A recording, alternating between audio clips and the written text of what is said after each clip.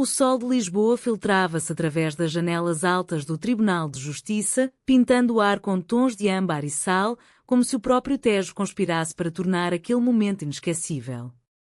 Ana sentiu o coração apertar-se como uma corda de viola afinada demais, pronta para rebentar. Diante dela, no banco dos réus, Sofia erguia o queixo com aquela teimosia orgulhosa que sempre a definira, os mesmos olhos castanhos que, anos antes, a tinham feito questionar se o destino era mesmo cego ou apenas um brincalhão cruel. Eu juro que não traí ninguém, murmurou Sofia, a voz rouca e quando no silêncio opressivo da sala, mas era para Ana que aquelas palavras cortavam como navalha. Traição. A palavra pairava no ar como o fumo de um cigarro apagado às pressas, e Ana, de pé ao lado da mesa da defesa, soube naquele instante que o litígio não era só sobre documentos falsos e contratos rompidos. Era sobre elas, sobre o que nunca fora dito e sobre o que agora poderia destruí-las para sempre. Era o outono de 2025 em Lisboa, cidade de 7 colinas onde o fado se entrelaça com o rumor das trams e o cheiro de pastéis de nata frescos das confeitarias antigas. Ana Marques, de 32 anos, era uma advogada de renome no escritório de Direito Comercial da Baixa, com um apartamento modesto no chiado onde as paredes ecoavam as suas discussões solitárias com o espelho. Filha de um pescador do Algarve que perdera o mar para as redes industriais, Ana crescera com o sal na pele e a determinação de quem sabe que justiça nem sempre vem com as ondas, mas tem de ser arrastada para a praia. Vestia sempre fatos cinzentos impecáveis, o cabelo escuro preso num coque severo que escondia as curvas suaves do rosto e carregava um broche de prata com o brasão da família, um peixe estilizado, símbolo de lealdade inabalável. Mas por baixo daquela armadura batia um coração que ansiava por melodias mais doces que os autos processuais. Sofia Almeida, 3 anos mais nova, era o oposto e o complemento perfeito. Uma designer gráfica freelance que outrora partilhara com Ana os corredores labirínticos da mesma firma de advocacia, onde se conheceram como estagiárias. Sofia viera de Coimbra, terra de estudantes e serenatas ao luar, com a alma pintada em tons de azulejo azul e o riso que soava como o tilintar de copos de Porto num terraço de Alfama. Os seus cachos ruivos caíam rebeldes sobre os ombros e usava blusas de linho solto com colares de conchas do Douro, evocando as tardes preguiçosas nas margens do rio. Juntas, elas haviam passado noites a rever petições sob a luz amarelada de candeeiros de rua, partilhando rissóis de camarão roubados de tabernas escondidas e confidências que roçavam o perigoso, olhares que se demoravam demasiado, toques acidentais que deixavam a pele arder como vinho espumoso demasiado cedo bebido. Tudo mudara 2 anos antes, num banquete de fim de ano no Bairro Alto. O ar estava carregado de morna e de promessas não ditas. Ana, embriagada pelo ginginha doce, inclinara-se para Sofia num canto escuro da tasca, os lábios quase roçando a orelha dela. Tu és o meu fado secreto, Sofia. Aquele que me faz chorar sem razão. Sofia virara-se, os olhos brilhando como as luzes de São Jorge, e por um segundo o mundo parara. Mas então o telefone de Sofia tocara, um ex-namorado, um erro do passado, e o momento evaporara-se como neblina matinal sobre o Tejo. Dias depois, Sofia pedira transferência para outro departamento, alegando necessidade de espaço, e o silêncio instalara-se entre elas como uma muralha de pedra lisboeta. Agora, ali no tribunal, o passado ressurgia como um fantasma de ópera. Sofia era acusada de falsificar documentos na antiga firma, um escândalo que ameaçava arruinar a sua carreira e a sua reputação. A promotora, uma mulher de meia-idade com sotaque do Minho implacável, tecia a teia da acusação com precisão cirúrgica. A ré, Sofia Almeida, traiu a confiança dos seus colegas ao manipular contratos para benefício pessoal, vendendo segredos a concorrentes estrangeiros. As palavras ecoavam nas paredes forradas de madeira escura e Ana via Sofia encolher-se ligeiramente, os dedos crispados no corrimão como se agarrasse a última corda de salvação. Ana aceitara o caso por impulso ou talvez por destino. O telefone tocara na sua secretária ao entardecer, a voz de Sofia trêmula do outro lado. Ana, por favor. És a única em quem confio. Confiar. A palavra queimava. Durante as semanas de preparação, elas reuniram-se em cafés escondidos da moraria, onde o aroma de bacalhau à Brás se misturava ao cheiro de livros velhos das livrarias próximas. Ana escutava as explicações de Sofia, um erro administrativo, um colega invejoso que plantara as provas, mas entre as linhas, sentia o pulsar de algo mais profundo. Noites em claro, Ana revivia memórias, a forma como Sofia ria das anedotas do avô pescador ou como os seus dedos traçavam padrões invisíveis no tampo da mesa durante as conversas, como se desenhasse o mapa de um coração partilhado. O julgamento prosseguia com a lentidão de um cortejo de santos em festa popular. Testemunhas desfilavam, o antigo chefe de Sofia, um homem corpulento de bigode grisalho e sotaque alentejano, jurava vingança com olhos que brilhavam de ressentimento. Ela era ambiciosa demais, sempre a sonhar com um grande salto. Ana contra-argumentava com factos frios, citando leis do Código Civil português com a precisão de uma fadista a entoar versos antigos. Mas por dentro, o conflito fervia. Como proteger alguém que já te magoara sem palavras? Como defender a inocência quando o coração gritava culpa por sentimentos não confessados? Na pausa do almoço, elas fugiram para o Largo do Carmo, onde as árvores centenárias sussurravam segredos ao vento. Sentaram-se num banco de ferro forjado, partilhando uma travessa de termoços salgados e uma garrafa de vinho verde fresca. Lembras-te daquela noite no Bairro Alto? Perguntou Sofia, a voz baixa como murmúrio de um rio. Ana engoliu em seco, o sol dançando nos cachos ruivos dela. Como poderia esquecer? Foi quando percebi que o amor não é um contrato, mas um risco. Os olhos de Sofia enlargueceram e por um instante, o mundo encolheu-se ao espaço entre elas. Mas o sino do tribunal badalou, chamando-as de volta à realidade. A tarde trouxe o primeiro golpe. A promotora apresentou um e-mail falsificado, assinado com o nome de Sofia, prometendo segredos comerciais a uma firma espanhola.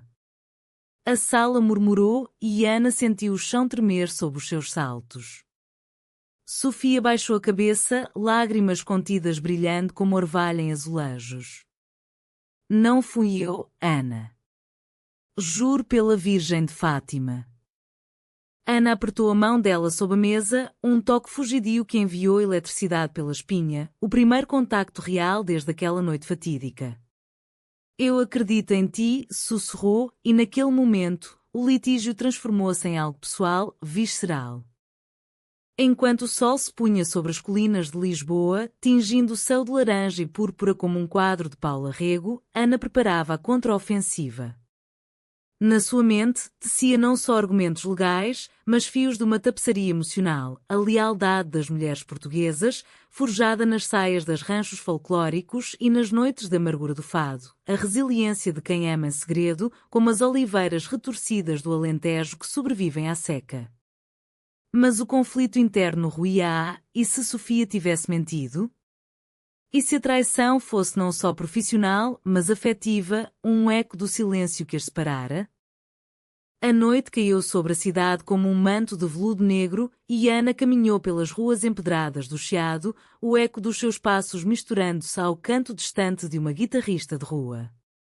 Parou numa tasca minúscula, pedindo um copo de aguardente de medronho para aquecer o peito gelado. Ali, sob a luz tremulosente de uma lâmpada, recordou a infância no Algarve, as praias de areia dourada onde a mãe lhe contava histórias de sereias que amavam contra o mar, amores proibidos que o oceano engolia mas nunca esquecia. O amor verdadeiro é como o sal, dissera a mãe. Dissolve-se, mas deixa o sabor para sempre. Ana ergueu o copo num brinde solitário, jurando que, no dia seguinte, revelaria não só a verdade do caso, mas a do seu coração. O segundo dia de julgamento amanheceu com uma garoa fina, típica do clima caprichoso de Lisboa, que molhava as calçadas como lágrimas não choradas. A sala de audiências enchia-se de curiosos, jornalistas com blocos de notas, colegas de profissão com olhares enviesados e uma avó de Sofia, vinda de Coimbra, que apertava um rosário de madrepérola como se rezasse pela alma de toda a nação. Ana entrara com uma pasta repleta de provas, relatórios forenses que questionavam a autenticidade do e-mail, depoimentos de colegas que pintavam Sofia não como traidora, mas como vítima de uma cabala interna. Meritíssima, começou Ana, a voz firme como o badalar dos sinos da sé de Lisboa, o que parece traição é, na verdade, uma teia tecida por mãos invejosas. A minha cliente, Sofia Almeida, é uma mulher de honra, enraizada nas tradições portuguesas de integridade e paixão criativa. Descreveu então o percurso de Sofia, as noites em claro a desenhar logotipos inspirados nos azulejos de Sintra, as contribuições altruístas para projetos comunitários em bairros como da Moraria, onde o multiculturalismo de Lisboa se entrelaça como videiras num latada. A juíza, uma senhora de cabelos grisalhos e olhos perspicazes, inclinou-se para frente, intrigada. Mas o contra-ataque veio rápido. O antigo chefe de Sofia, Sr. Vasco, subiu ao estrado com um ar de martyr, jurando que vira Sofia manipular ficheiros no computador da firma numa madrugada chuvosa. Ela queria ascender rápido, custasse o que custasse. Eu avisei-a, em Portugal, a ambição sem raízes leva à queda. A sala sibilou em aprovação e Sofia mordeu o lábio, os nós dos dedos brancos. Ana sentiu a fúria subir como uma maré alta no Douro, fúria não só pela injustiça, mas pela dor que via nos olhos de Sofia, dor que espelhava a sua própria. No intervalo, elas refugiaram-se num jardim próximo, o Jardim da Estrela, onde as camélias florescem em rebentos vermelhos como corações expostos. Sofia desabafou, a voz entrecortada. Eu saí daquela firma porque não aguentava mais. Não aguentava estar perto de ti sem poder dizer o que sentia. Achas que sou tola? Ana parou, o mundo rodopiando como num bailarico de concertinas. Tola? Sofia, tu és a minha inspiração, o meu verso inacabado. Eu protejo-te porque te amo desde aquela noite no bairro Alto. As palavras saíram como um fado libertado, cru e belo, e Sofia estendeu a mão, os dedos entrelaçando-se num gesto que selava anos de silêncio. O beijo que se seguiu foi casto, um roçar de lábios sob a chuva fina, prometendo mais que qualquer contrato. Mas o idílio foi breve. De regresso à sala, a promotora revelou uma reviravolta, gravações de áudio onde uma voz semelhante à de Sofia negociava com o rival. Ouça bem, meritíssima. A traição não é só papel, é palavra dada e quebrada. O pânico instalou-se.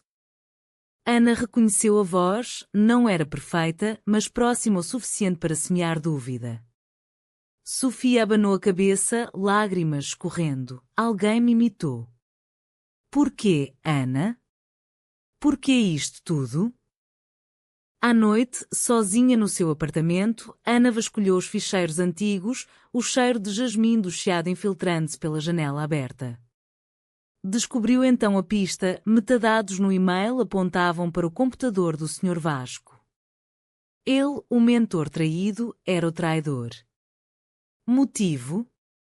Uma dívida de jogo em casinos do Estoril, resolvida com a venda de segredos. A revelação caiu sobre Ana como um raio de verão, não só justiça profissional, mas a cura de uma ferida antiga. Mas confessar significava expor Sofia a mais escrutínio, e o coração de Ana doía com o peso da escolha. O terceiro dia trouxe o clímax. A sala fervilhava de tensão, o ar denso como fumo de sardinhas grelhadas em Santo António. Ana subiu ao estrado, o broche de peixe reluzindo ao sol que agora entrava pleno. Meritíssima, permitam-me revelar não só a verdade factual, mas a humana. Com voz trêmula mas resoluta, expôs as provas, os logos de IP, os extratos bancários do Sr. Vasco, a voz sintetizada por software acessível na firma.